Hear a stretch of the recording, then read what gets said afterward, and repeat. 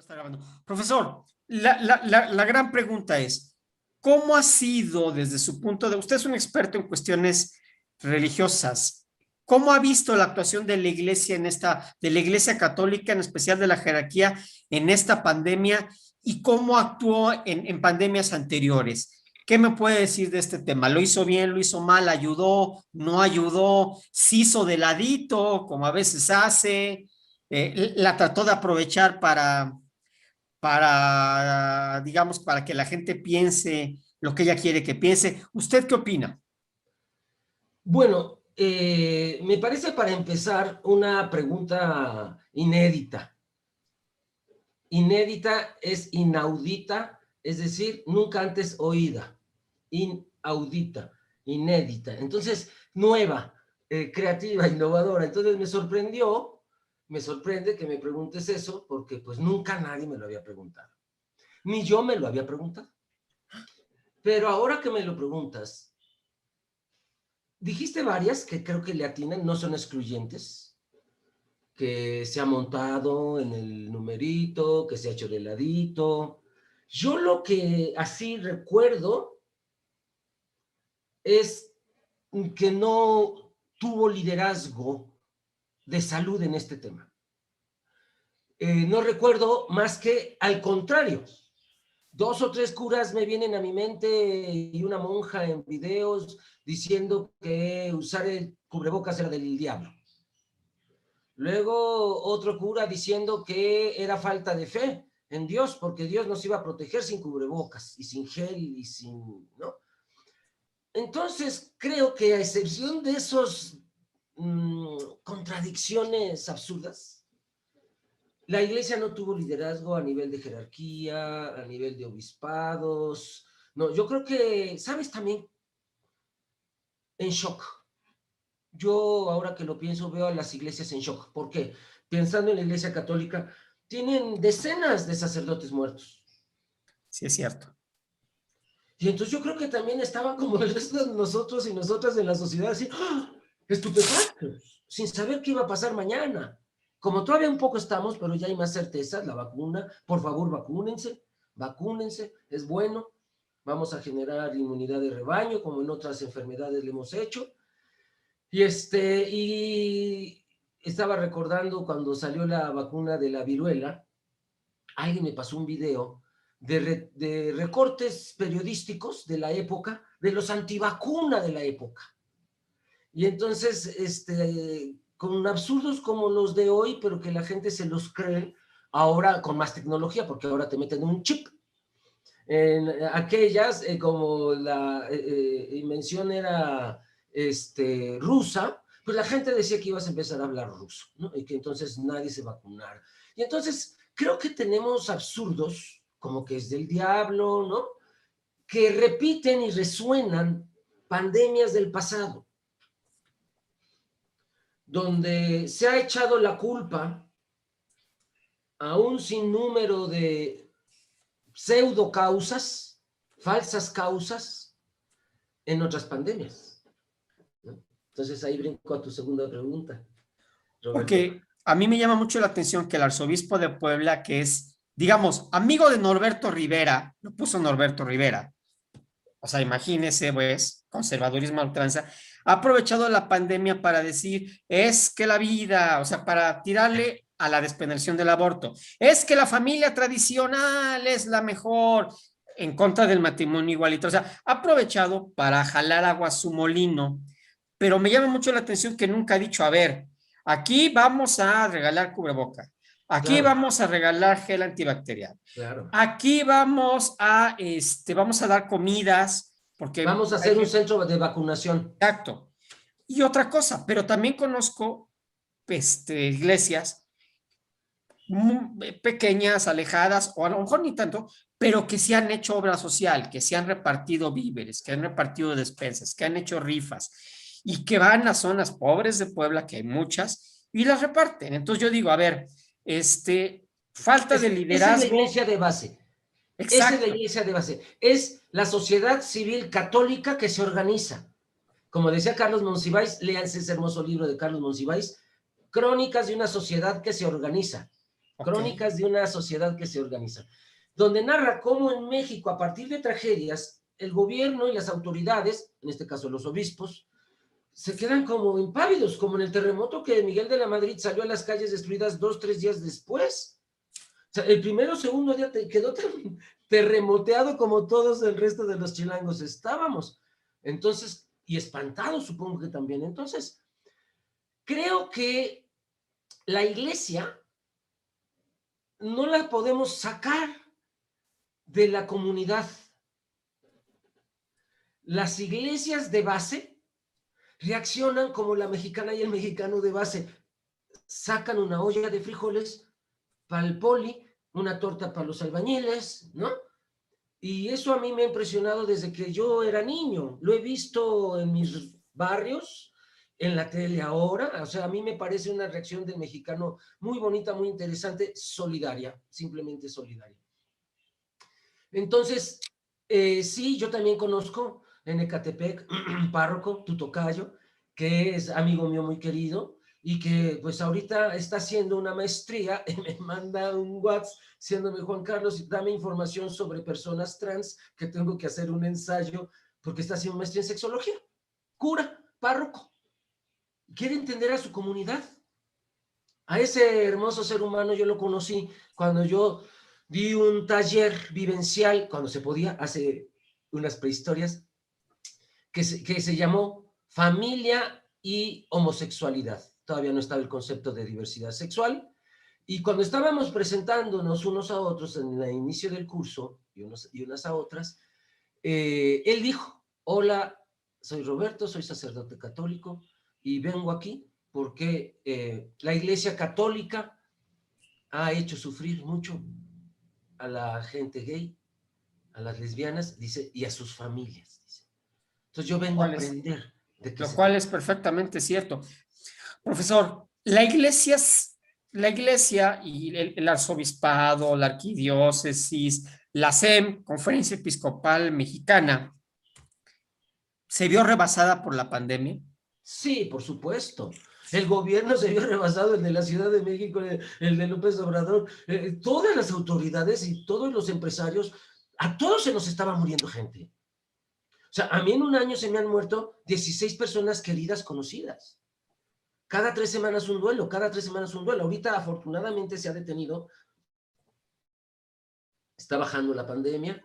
Yo creo que la vacunación tiene mucho que ver. También creo que se va a poder convertir en un virus estacional, como la influenza, un virus que va a aparecer cuando haga frío y ahorita en verano pues como que se está apaciguando.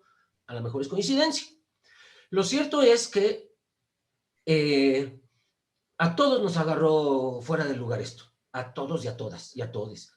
Y creo que también al arzobispado, por supuesto, a la Conferencia Episcopal Mexicana. Claro, ahora, ellos también se les estaban muriendo sus compañeros, sus amigas monjas. Y entonces creo que fue una matazón como para todos lados. Ahora, Sí, pudo haber hecho más la Iglesia Católica, el Vaticano, la SEM, es decir, pudieron haber tomado alguna iniciativa para decir, a ver, como usted dice, vamos aquí al centro de vacuna, a ver, vamos a dar comidas, a ver, pudo haber hecho algo más, siempre, tomando en cuenta que es la institución más importante de este país. siempre. Y además a nivel mundial hay muchos fondos. Hay fondos para catástrofes, para las parroquias, para los sacerdotes, las religiosas. Entonces yo creo que sí pudo, pero no reaccionó. Yo hasta ahorita creo que no ha reaccionado. Así como un liderazgo de vamos a llevar a los mexicanos y a las mexicanas a una reacción ante la pandemia que nos lleve a todos hacia la salud. Pero me recuerda mucho la reacción de la iglesia en el siglo VI, cuando estalla la peste bubónica, llevada por las ratas. A los primeros que acusó fue a los comerciantes judíos. Y empezó una persecución contra los judíos. ¿Por qué? Porque ellos vendían telas. Y entonces ellos de sus comunidades judías en la diáspora, de Jerusalén, de Antioquía, ¿no? Mandaban telas a Roma, Constantinopla, Y en las telas venían las ratas y en los barcos venían las ratas, y realmente lo que estaba transmitiendo la Yersinia pestis, una bacteria, que no un virus, una bacteria, era la rata. Hay versiones de que era la caca de la rata, hay versiones que era la pulga de la rata, o que mutó porque para esta peste se va a repetir 1000 años después, bueno, un poco menos, 800 años después, en el siglo XIV, y se le llamó peste negra. ¿Por qué? Se hacían bubas en el cuerpo. ¿Qué son bubas? Ámpulas. Y se reventaban y empezaba a necrosarse el cuerpo desde esas heridas, para adentro, incluyendo órganos vitales. No vivían más de 10 días a partir de que se infectaban. Se acumulaban los cuerpos. Y la iglesia prohibió incinerarlos porque ella dijo, aceptó la incineración hace apenas en el siglo XX. Ajá. Era pecado incinerar a tus muertos. Y entonces se acumulaban los cadáveres y ¿qué llegaban? Más ratas. Y entonces vamos a tener que en 2 años murieron millones de europeos, millones de europeos. Y entonces, ¿cuál fue la reacción de la autoridad religiosa? El agua, el árbol y la naturaleza es la causante por el placer que brinda bañarse, por el placer que brinda el sexo, y Dios nos mandó una plaga, como Egipto. Y esto lo dice, ¿sabes? Hasta el emperador usa el lenguaje religioso. Lo tomo de un libro que se llama El deseo negado, de Carlos Espejo Muriel, que habla de cómo fue la reacción a la pandemia desde los monasterios. Y entonces dijeron, como es el placer y el pecado lo que Dios le enoja, y hace una regulación. Delito tener relaciones sexuales cada jueves del año, por respeto a la resurrección. Prohibido tener relaciones sexuales cada viernes del año, por respeto a la crucifixión. Prohibido tener relaciones sexuales los sábados, por respeto al viernes y sábado. Ni el sábado toca, aunque lo diga de la micha, no toca. Y ni los domingos, por respeto a la resurrección. Y entonces, ahí también hay un libro muy interesante, se llama El lado oscuro de la historia cristiana, de Helen, como Elena, en inglés, y Eyerbe, con doble L y B grande, Eyerbe, sin H. Helen Eyerbe, de Enlace Editores. Ahí narra cómo la Iglesia Católica tiene una bula de excomunión contra la naturaleza, contra el árbol, contra el río. ¿Por qué? Porque nos generan placer y el placer es del diablo. Oiga, podríamos decir que en esta pandemia el papel de la Iglesia Católica fue menos nefasto o menos negativo, menos dogmático que en otras. Sí, al menos no apareció. Al menos no salió a culpar a Dios o a culparnos a nosotros. Si no fuera por estas excepciones de 2, 3 curitas o esta monja de los videos diciendo que la pandemia, castigo de Dios y blu, blu, blu, creo que a nivel autoridades, jerarquía, de párrocos, monseñores, obispos, arzobispos, creo que navegaron de muertito. Se dejaron llevar un poco para ellos también esperando una medicina, una vacuna, diciendo, ¿qué onda? ¿Por qué no estamos muriendo? Por supuesto que no dieron una interpretación a nivel oficial de que el diablo o que Dios nos está castigando. No, ya no. Eso ya es una ayuda muy grande. Pero, a ver, pero hay 2 temas. Primero, el año pasado, todavía, cuando menos en Puebla, sí hubo celebraciones religiosas y hubo párrocos, ahí sí de lugares pequeños, que congregaron gente y no importa, vénganse y órale, todo eso. Esa es una. Y la otra, ¿por qué la iglesia? Es decir, en México sí se está vacunando, en Brasil también, Argentina también, pero hay muchos países donde todavía no llegan las vacunas, donde el mecanismo COVAX todavía no se hace presente. ¿Por qué la iglesia, en especial directamente Francisco I, Jorge Bergoglio, por qué nos interviene para decir, a ver, señores, no es posible que mientras Israel está sobrevacunado, el 130%, o sea, no sé cómo le hagan para vacunarse 3 veces, pero ya está. ¿Por qué en otros países no, inclusive África, no hay vacunas? ¿No tendría la iglesia que hacer uso de su liderazgo moral, que sí lo tiene todavía, o liderazgo social, para intervenir un poquito más y decir, a ver, repartan las vacunas mucho más equitativa o justamente primero, ahora sí que primero los pobres? Creo que podría hacerlo, por supuesto, y hasta invertir, pagar, comprar vacunas desde el Vaticano para el mecanismo COVAX y repartir a países pobres. Y no sé si alguien más honor a quien honor merece. El embajador mexicano en la ONU, recuérdame su nombre, el ex rector de la UNAM, Sarucán, no, Soberón, Sarucán, no, este, médico, Barbón. Bueno, ahorita me viene su nombre, pero él y México, en sus mañaneras, López Obrador lo ha dicho y el embajador en la ONU lo ha repetido, que se tiene que dar un 10% de las vacunas de cada país rico a los países pobres, como tú dices, primero los pobres, y entonces creo que ha habido voces que sí han dicho que esta iniciativa puede suceder. Ahora, a mí no se me había ocurrido que el Vaticano pudiera tener la iniciativa. Yo creo que siguen en shock. Yo creo que Francisco sigue en shock. Ajá. Y que no ha habido una reacción programada como política pública del Vaticano, de exacto. organización del mundo católico. Cuando yo tuve la oportunidad de estudiar en el Vaticano, en la Universidad Pontificia Urbaniana, en un instituto de Castel Gandolfo, de la universidad que se llama Mater Ecclesiae, pues éramos 42 estudiantes, no, perdón, 120 estudiantes, hombres y mujeres, de todas las edades, de estados civiles, había religiosos, religiosas, casados, solteros, solteras, y yo era muy joven, 19 años, tenía yo cuando me fui a estudiar, becado a Roma, ¿no? Y un día nos invitan a un evento con Juan Pablo II, en el aula Pablo VI, de todos los que estábamos estudiando misiología, catequesis misionera, en todas las universidades, y nos incluía a la Pontificia Urbaniana. Y cuando fui, y vi que éramos 5,000 personas de todo el mundo, y dije, ¡oh! Y todos cantando el mismo himno, teniendo los mismos libritos de coros, Avanti fratelli, il padre ci chiama. Quien venía del Congo, quien venía de Nueva Zelanda, de Australia.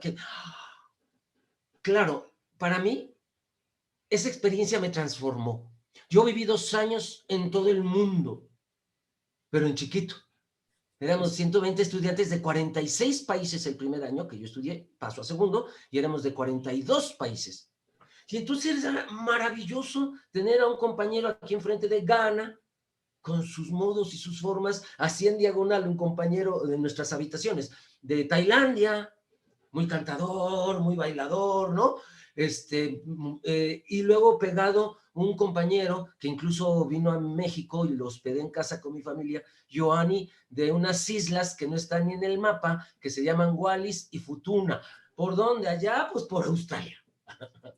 Entonces, ellos pintaban sus islas en los mapas que teníamos en la escuela porque es muy chiquitos lugares.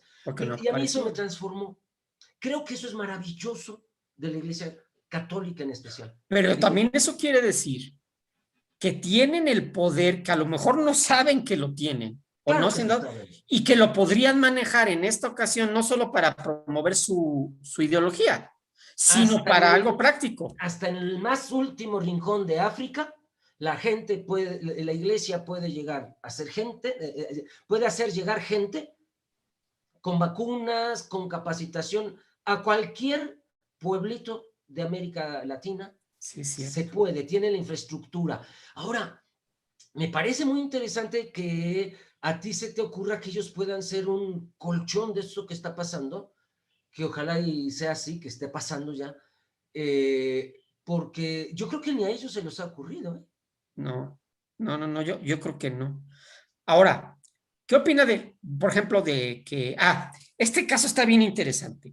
¿Qué opina del asunto Norberto Rivera, que dijo que no quería irse a los hospitales donde tenía convenio la SEM, la arquidiócesis? Dijo, esos no, son muy furries, son muy chairos, yo me voy a un hospital, y luego andaba pidiendo dinero para poder pagar el hospital, que luego, por cierto, se andaba muriendo y se salvó.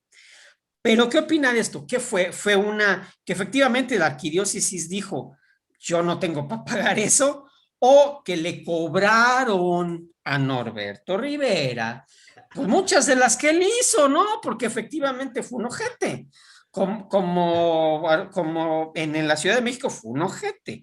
¿Qué opina de esto? Que se vio mal la arquidiócesis, pero también se vio mal Norberto diciendo, a ver, aquí no, y tampoco voy a un hospital público, no, yo quiero que me curen aquí, y que al final, bueno, pues algún empresario benefactor pagó, ¿no? Yo ¿Qué creo fue esto? que ¿Fue una revancha entre puede la ser. jerarquía? Fíjate que si haces una lectura política de golpeteos internos, puede ser. Sin embargo, sí, porque además lo dejan sin dinero. La arquidiócesis dijo que no iba a dar dinero y que lo sentía mucho y que pagara sus cuentas. Creo yo que sí los tuviera. Él, no sé si te acuerdas que también este año o el pasado lo quisieron asaltar en su casa y murió uno de sus guardias y todo eso. Pues esa es una zona exclusiva de la Ciudad de México. Entonces, yo creo que sí tenía, pero había un jaloneo ahí interno, porque pues nadie quiere pagar 500,000 pesos de la cuenta de un hospital privado de 3, 4 días. Ajá. Entonces, aun cuando los tengas. ¿Fue Y una si revancha contra Norberto? es muy posible, es muy posible. A Norberto se le achacan muchas cosas, y entonces creo que ¿por qué pidió un lugar para ricos? Porque son los príncipes de la iglesia. A mí me impresionó vivir en el Vaticano y ver cubiertos de oro, ver anillos, ver una riqueza. Un día llega un amigo chileno que estudiaba allí, subimos juntos a la cúpula de la Basílica de San Pedro para que él la conociera, que bueno, pues es un monumento que hay que conocer. Entonces de ahí se ve para afuera del Vaticano, hacia la Plaza de San Pedro, y hacia adentro unos jardines, no todo, pero... Y hay una gran bandera del Vaticano, del Papa en turno, y en esta ocasión decía Johannes con jardinero, ¿no? Con plantas, todo esto escrito. Johannes Paulus Juan Pablo. P. P. Segundo. Y me dice mi amigo, ¿qué es P. P? Le digo, padre dei poveri, padre de los pobres. Dice, Juan Pablo II, padre de los pobres. Le digo, pues así se dice oficialmente. Ajá. Y sí, realmente el que sea padre de los pobres no quiere decir que él sea pobre.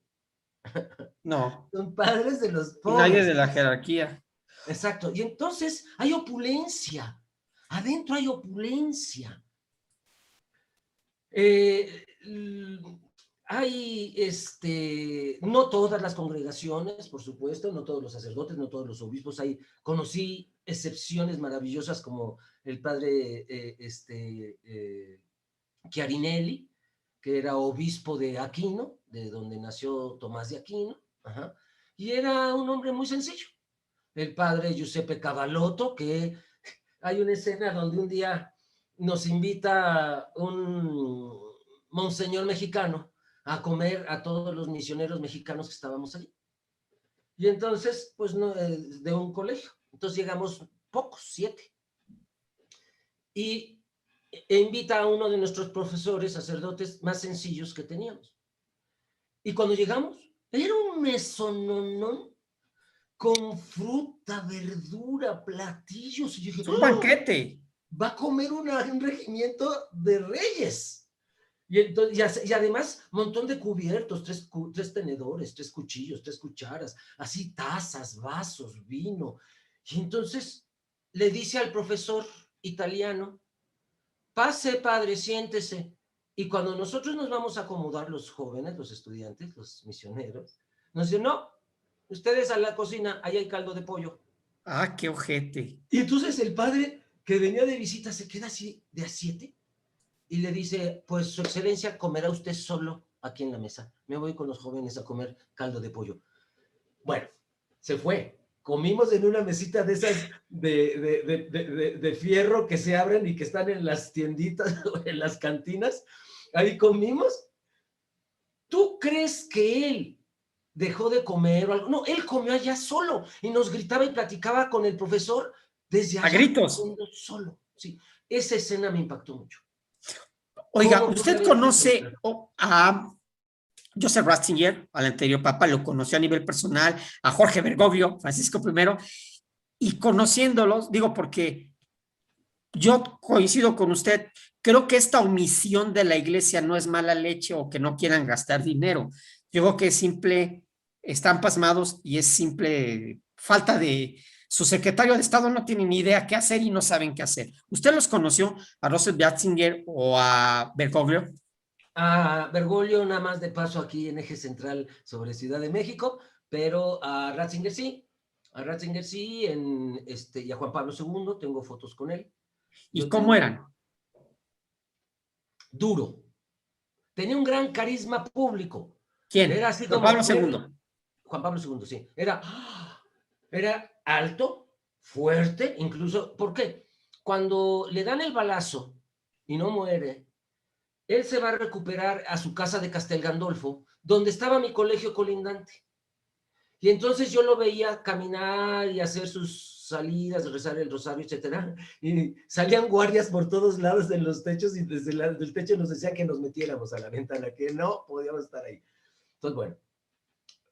Pero tuvimos oportunidad 2 veces, un desayuno un día y otra vez me tocó leer, es de donde tengo las fotos, una de las lecturas en la misa del 8 de diciembre, Nuestra Señora, la Sagrada Concepción, y en la Basílica de Santa María Maggiore, pues llegaron al colegio y dijeron, va a haber esta misa, requieren a alguien que lea en español, a alguien le interesa, tienen que ir en traje típico.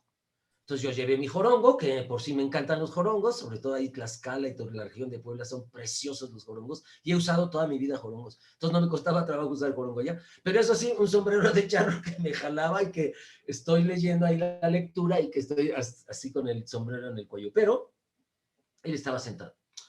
Y es duro. En privado, su sermón en el aula Pablo VI era muy severo con la iglesia al interior y, decirlo de paso, muy conservador, porque ahí nos habló contra el aborto, que tenían que hablar contra la diversidad sexual, ¿no? Muy severo, y se le quitaba el rostro dulce que tenía cuando veía a un niño en la calle. O sea que era dos. Y al interior era muy, era duro, era, ¿cómo es la jerarquía católica? Dura, cerrada, Bueno, nada de eso, nada de esto, en esto. Ratzinger era duro por dentro y por fuera. Sí, Ratzinger era duro por dentro y por fuera. Ajá. sí, no se caía Entonces, hasta mal. Juan Pablo tenía una dulzura con el público. Le brotaba su ser bello, así, luminoso, ajá, que te daban ganas de verlo, sonreír, de tocarlo. Y además, como era muy grandote, por ejemplo, las veces que vino a México, pues es un ser que sobresale. Sí, cierto. Ajá. Y entonces, pero a mí lo que me tocó oír de sus sermones en privado era severo contra los curas pederastas, pero, ¿sabes? No hizo más allá. No, bueno, él consintió a Conocía, Maciel. recibió a Marcial Maciel degollado de los Legionarios de Cristo, que hay un escándalo de pederastia ahí en la congregación tremendo. Entonces, creo que, mira, recuerdo una vez que Pablo VI, esto lo contaba una monja, una madre superiora amiga, yo tuve una tía monja que estaba en Roma, cuando yo fui a Roma, entonces hermana de mi mamá, Julia Meijoiro Morosini. Entonces, como era italiano Morosini, pues le sonaba más, y entonces allá era la madre Morosini. Y entonces, una vez una hermana superiora también, o sea, hizo cosas que a mí me dejaron mal. Por ejemplo, una de sus novicias se acerca Y yo escucho que le dice al oído, madre, ya estudié matemáticas, porque estudian. ¿Puedo estudiar química? Dice, no, no, hermano, tiene que estudiar matemáticas. Sí, madre. Luego, otra escena. Comen hasta acá, ¿eh? Comen hasta acá. Y entonces yo ya no pude comer lo que me habían servido y dejé. Y entonces esta madre toma mi plato y se lo pone a una de sus novicias y le dice, hermana, cómaselo. Y yo veo que la otra se queda así como... Y entonces yo dije, no, no, no, me lo termino, me lo termino. Le dijo, no, como dijo, como penitencia, tiene que hacer penitencia, A que los mortificación. obligan a cometer gula. Pero además un desperdicio mío. Entonces me pareció muy humillante. A mí me parece que hay monjas que pueden ser rescatadas en su trato de dignidad, pero como sistema, es un sistema patriarcal donde la monja es utilizada de mil maneras por los sacerdotes, los obispos, la jerarquía, incluso denuncias de violaciones, muchas. Ajá. Entonces, creo que sí, ahí hay, bueno, habrá que leer a Pepe Rodríguez, 2 libros recomiendo de Pepe Rodríguez, uno, La vida sexual del clero, de ediciones B, así como de Barcelona, pero minúscula, ediciones B, Pepe Rodríguez, La vida sexual del clero, y otra con la misma referencia bibliográfica, La pederastia en la Iglesia Católica. Ese. Gracias. Y un tercer libro de Pepe Rodríguez, Mentiras fundamentales de la Iglesia Católica. Es importante que lean este último, Mentiras fundamentales de la Iglesia Católica. Y ya que estoy citando libros de él, el último, Adicción a las sectas, prevención y tratamiento. Adicción a las sectas, prevención y tratamiento. Él ve el fanatismo religioso como una adicción, como una droga o al alcohol. ¿Qué opina, por ejemplo, bueno, de los sacerdotes que aprovecharon la pandemia para decir eso? Es decir, la vida es lo más importante desde su concepción, o sea, nada de legalizar el aborto, hay que penalizarlo, ¿no? O la familia tradicional, hay que cuidarse, los usa cubrebocas, en todo, pero la familia tradicional, o sea, que utilizan una crisis de salud, las muertes, para reiterar los conceptos que llevan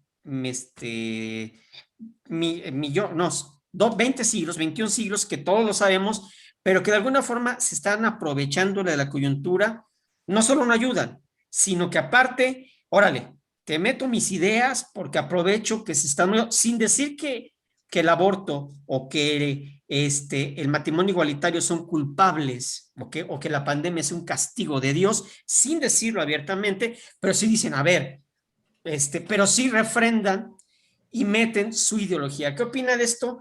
Que finalmente como que lo mínimo que se puede decir es que no va al caso. Y segundo, que es vil oportunismo. Pero me parece, no sé si existe a nivel social, yo creo que sí, Carl Jung nos lo tendría que explicar con el inconsciente colectivo. En psicología hay un mecanismo de defensa que es formación reactiva. Por ejemplo, si yo siento en mi interior que odio mucho a un hermano, hago una formación reactiva. Lo contrario, le demuestro, ay, te quiero mucho, siempre has sido mi mejor hermano, le doy regalos. Ajá, se les llama formación reactiva, es un mecanismo de defensa, es inconsciente, la persona no se da cuenta que está sucediendo. Creo que la iglesia está pasándole eso con lo del aborto. ¿Por qué? No es cierto que la iglesia ha prohibido el aborto siempre. Santo Tomás de Aquino decía que el aborto es, bueno, primero, San Agustín, siglo V después de Cristo, San Agustín de Hipona, obispo. El alma llega a la mujer a los 40 días de gestación y al hombre al hombre a los 40 y a la mujer a los 80. Abortar antes no es pecado. Santo Tomás de Aquino, el alma llega a los 90 días, le dio 10 días más y dice, pero llega parejo hombres y mujeres, abortar antes de 90 días no es pecado. Léanse, por favor, un libro que se llama Historia de las ideas sobre el aborto en la Iglesia Católica. Historia de las ideas sobre el aborto en la Iglesia Católica de, no me acuerdo de la autora, es una teóloga alemana, pero lo publican Católicas por el Derecho a Decidir. Si ustedes escriben a Católicas por el Derecho a Decidir, incluso les mandan muchos de esos folletos, libritos que tienen de estos temas gratis, con la condición de que tú no los vendas. Ajá. Entonces, poca gente sabe que el aborto es pecado apenas del siglo XIX para acá. En el año 1858 se descubre el óvulo. 10 años después sucede el Concilio Vaticano I.